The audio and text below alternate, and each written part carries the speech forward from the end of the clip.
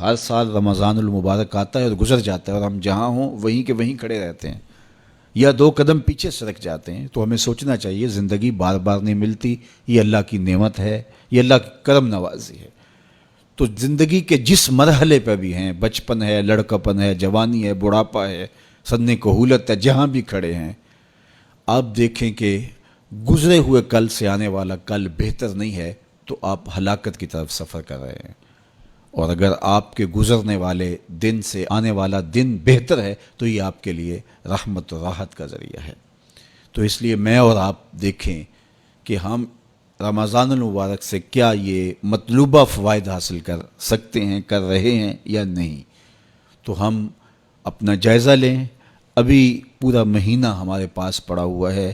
ہم عزم کریں کہ ہم اپنی زبان کو کنٹرول کریں گے، ہم بری مجلس میں نہیں بیٹھیں گے، ہم اپنی آنکھوں پر حیا کے پہرے بٹھائیں گے، اپنے خیالات کو قابو میں رکھنے کی کوشش کریں گے. بھوک اور پیاس سے نفس امارہ کی خواہشات کم ہوں گی اور شیطان کے بننے کی وجہ سے گناہ کے امکانات کم ہو جائیں گے. نیکی کے ماحول پیدا ہو جانے کی وجہ سے اچھائیوں کے راستے ملیں گے. تو ہم اس ماہ رمضان المبارک کو اس طرح سے گزاریں کہ ہم ایک نئی تازہ اور خوبصورت زندگی لے کے ماہ رمضان کے بعد جو ہے وہ اپنے آپ کو خیر کی راہوں پہ محسوس کریں.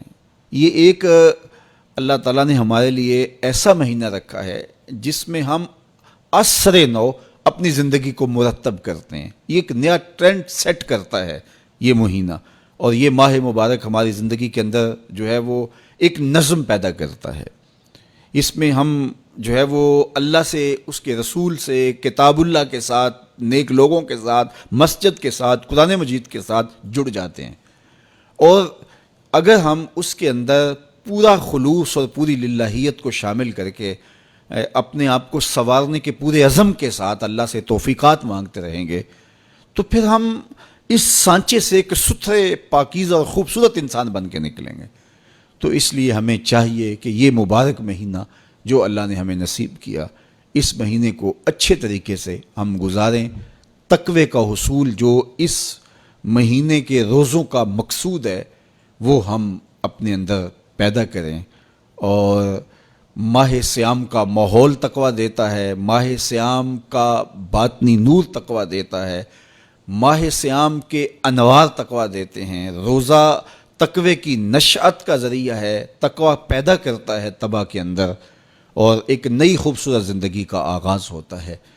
تو میں اپنے جملہ ناظرین سے، جملہ ناظرات سے، سامعین اور سامعات سے یہ کہوں گا کہ وہ اس مبارک مہینے کی برکتوں کو خوب لوٹیں اور پوری طرح سے اس کے انوار کو اپنے اندر جذب کریں.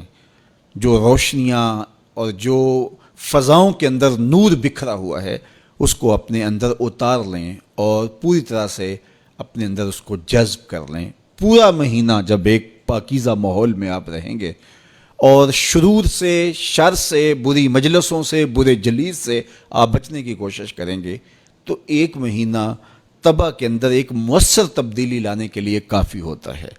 اور پھر اللہ تعالیٰ نے ہمارے لیے یہ کرم نوازی کیا ہے کہ ہر عمل کا اجر 70 گنا بڑھا دیا ہے. تو گویا ہم ایک قدم اٹھاتے ہیں تو 70 قدم آگے بڑھ جاتے ہیں. تو یہ ہمارا سفر تیز کر دیا جاتا ہے اور ہم تیزی کے ساتھ چل رہے ہوتے ہیں، اور ایک مہینہ گویا 70 مہینوں کے برابر ہو جاتا ہے.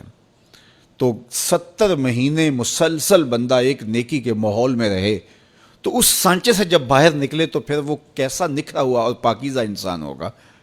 تو اس لیے ہمیں اس ایک مہینے کو پوری توجہ کے ساتھ صرف کرنا چاہیے اور اس کے ایک لمحے کی قدردانی کرنی چاہیے. تو دیکھنا پھر یہ مہینہ کس طرح زندگی کے اندر ایک نئی خوبصورت تبدیلی پیدا کرتا ہے. میں آپ سب لوگوں کے لیے دعا کرتا ہوں کہ اللہ اس ماہ مبارک کو، اس ماہ رحمت کو